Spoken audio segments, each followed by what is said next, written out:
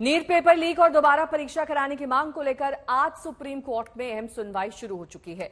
Lunch के बाद दोबारा सुनवाई शुरू होगी। कोर्ट ने पूछा है कि किस पक्ष की तरफ से कौन बहस करेगा। एक याचिकाकर्ता को पिटीशन वापस लेने की इजाजत दी गई। पहले वो पक्ष दलील देंगे जो परीक्षा रद्द करने की मांग कर रहे हैं। इसके बाद सरकार और एनटीए पक्ष रखेंगे। कुल 38 याचिकाएं हैं इस मामले में जो दाखिल की गई हैं। सभी राज्यों में दायर याचिकाओं को भी दिल्ली सुप्रीम कोर्ट में ट्रांसफर कर दिया गया है। इन याचिकाओं में 5 मई को हुई परीक्षा में गड़बड़ी का आरोप है। कुछ याचिकाओं में दोबारा परीक्षा कराने की मांग भी की गई है। बच्चों ने यह परीक्षा 5 मई को दी थी।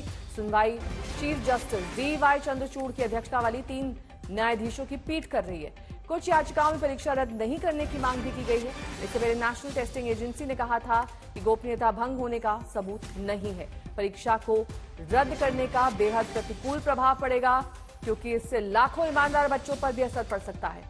5 मई को नीट परीक्षा आयोजित की गई थी जिसमें 571 शहरों के 4750 परीक्षा केंद्रों पर लगभग 24 लाख बच्चे शामिल हुए थे।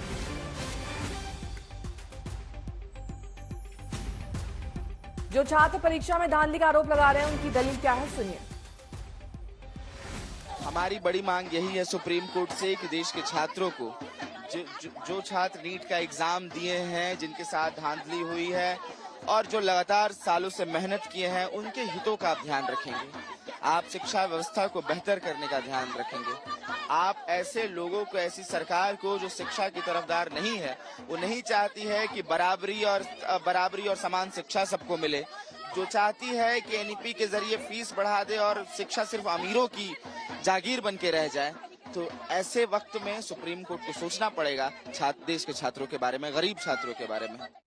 तो शिक्षा मंत्री बार बार ये कह रहे हैं कि परीक्षा में धांधली नहीं हुई, कुछ खामियां रही जिनकी जांच की जाए। मैं विद्यार्थियों को आश्वस्त करना चाहता हूं, देशवासियों को आश्वस्त करना चाहता हूं, कड़ी से कड़ी कार्रवाई हम करने वाले हैं। वो सारे कार्यक्रम शुरू हो गई है।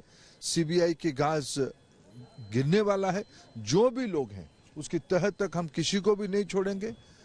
आगे परीक्षा की संस्कार और सुधार के लिए एक विश्वसनीय उच्च स्तरीय समिति भी बनाई दी गई राधाकृष्णन जी के नेतृत्व में, इसरो की पूर्व चेयरमैन की अध्यक्षता में।